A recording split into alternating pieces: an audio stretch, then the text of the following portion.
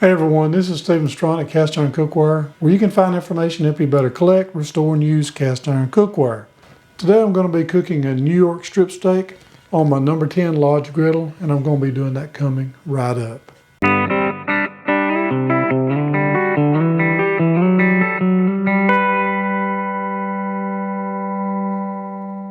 Before we get started, I just want to say thank you to everyone that's purchased my product, Easy Beezy Cast Iron Seasoning.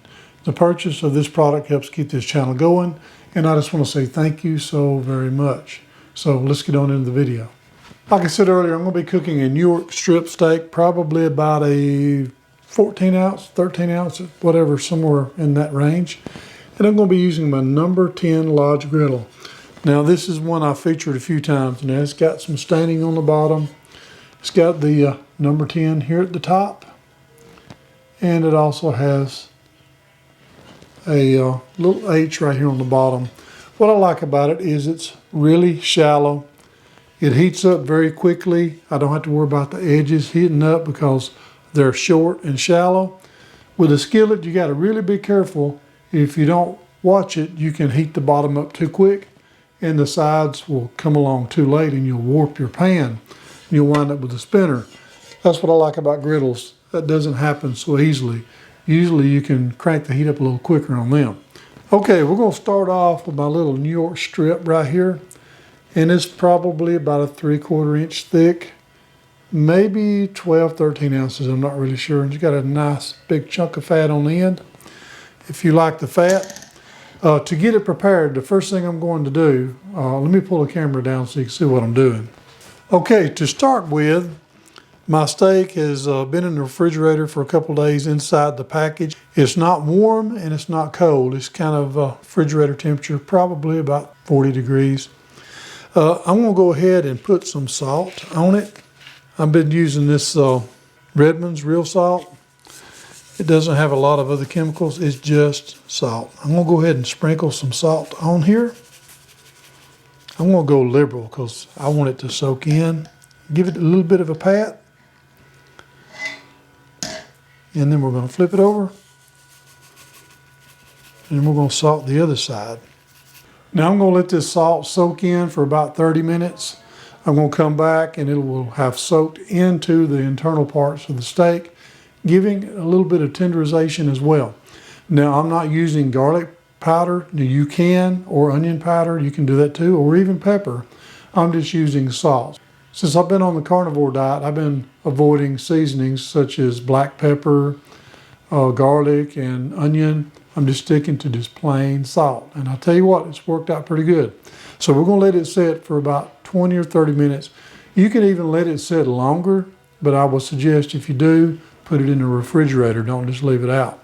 Especially if you got small animals in the house. It might just disappear. Okay, it's been about 30 minutes and our salt has soaked in. And you'll notice a lot of times the steak will have a much deeper red color once you let that happen. And I'm telling you what, it really makes the steak much better and more flavorful. So let's pull the camera down to our stovetop and we'll get started. Okay, I'm gonna go ahead and get this thing fired up. Now some people have asked me why I let my igniter go so long. It just goes that long. You can hit it, I mean, it's like it lasts a long time. But I have a wok burner in the center and it has a nice wide flame and it really works well to heat everything up evenly. I also use this little infrared scanner to get an idea of my temperature. We're at 185 right now. Now we want the pan hot to get the initial sear, but we don't really want it to stay past the smoke point on account of it causes the outside of your steak to have a little bit of a bitter flavor. We're at 300. Once we cross the 400 point, I'm going to throw the steak on there. This thing here is really handy. I'll leave a link in the video description below to a couple of different varieties of these. This one is put out by Thermoworks and it's really nice. 320, 315 in the middle. We got 340. I will say this, I do not put any kind of oil on my pan. There's plenty of oil in the steak. Okay, we're going to go ahead and throw her on there.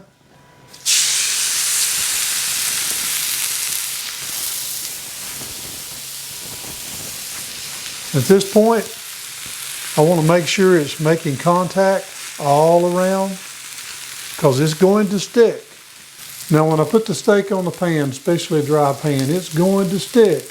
But when the Mylar effect, I believe that's what they call it, takes place, it will release, and it will release when it's ready. She's stuck pretty firm, and that's a good thing. It shouldn't take but 3 or 4 minutes, and it will release, and when it does, we'll flip it over and we'll do the same process. So let me pull the camera back down so you can see what's going on. I like to use tongs so I can kind of test it. We can see the fat part is loose, but we're still waiting on the rest of it. So I just give it a little wiggle and wait until it releases itself. Starting to smoke, so I'm gonna cut the power off just from, oh, there we go, we're loose now. Flip her over. We got a nice sear. Cut our pan on.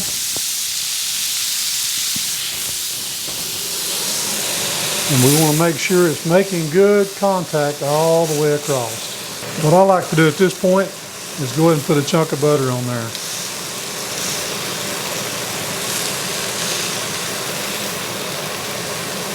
While we're waiting on the other side to get a sear.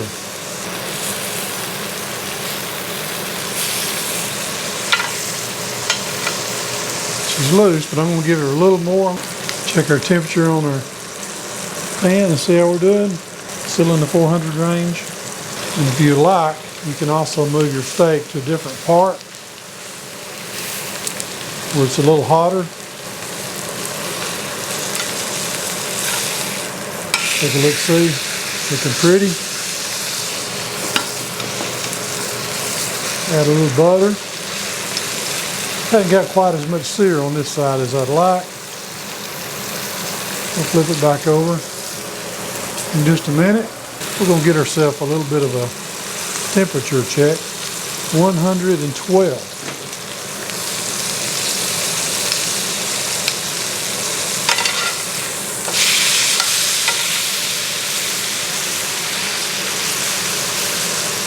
A medium rare will be at 130.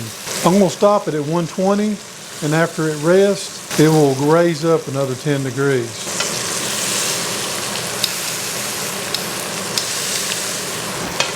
Take a look. Oh yeah, that's pretty. I'm going to go ahead and hold this thing on its side and let that little fat strip get a little bit of a searing. Going to cut our gas back on just for a second. Oh yeah. Get the other side a little bit. Go ahead and check our temperature while we have it up. Oh yeah, we're where we need to be. We're going to take it off and put it on our plate. And just for a little extra goodness, we're going to rest it with a little bit of butter on top.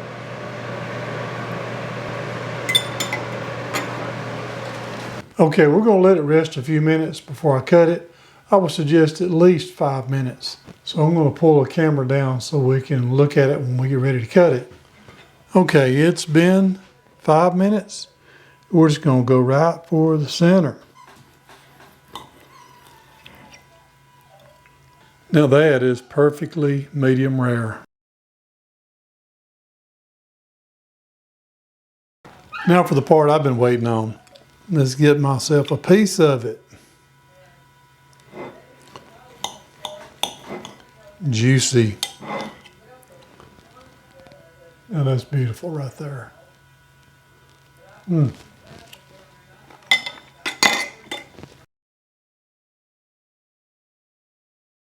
that is a good beefy flavored steak right there. Okay, our little griddle is cooled down. I've already ate my steak and it was delicious. So we're gonna go ahead and take this thing and clean it up. And I'm gonna show you how to do it. Let me drop the camera down and show you how I get started. Now, if you're like me, you don't want all this grease to go down your drain. So I'm just gonna go ahead and take some paper towels and just get all of the excess. Okay, looks a lot better already. So So we're going to move over to the sink. We're going to go ahead and let the water get hot. As hot as it'll get with just the regular water heater. My favorite tool right here is a little scrubby. A little plastic scrubby I picked up at Walmart. It has a little reservoir for dish soap, but it doesn't work very well. When I need dish soap, I'll just put a little bit on the outside. Okay, we got some warmth. We're just going to go ahead and kind of go around it just a little bit, just with our hands. And hit it with a scrubby.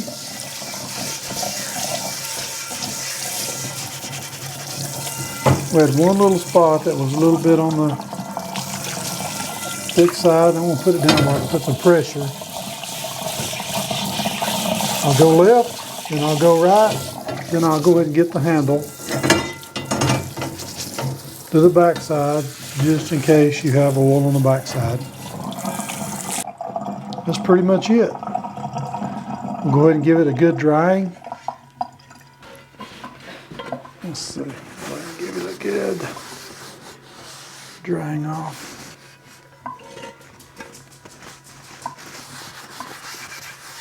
Not any real work at all. I mean, it's still just as perfect as it was before we started. Now, if you want to get rid of the staining, you can put a little bit of seasoning on the back. I may put a little Easy Beezy on the back and just kind of rub it in. And the next time I cook, it will polymerize and it will help it a lot on the back. And if you have a little bit left on your cloth, give it a little nice wipe around and you're good to go. Ready for the next steak. Or eggs or whatever. So I hope that you've enjoyed this video, and if you have, please don't forget to subscribe, hit the notification bell, and I promise I'll keep more coming. And I just want to say thank you again for watching Cast Iron Cookware. Before you go, I would like to share something with you really quickly. In Isaiah chapter 59 verse 1 it says, "Behold, the Lord's hand is not shortened, that it cannot save, neither his ear heavy, that it cannot hear." I just want to say, share the word and be a blessing.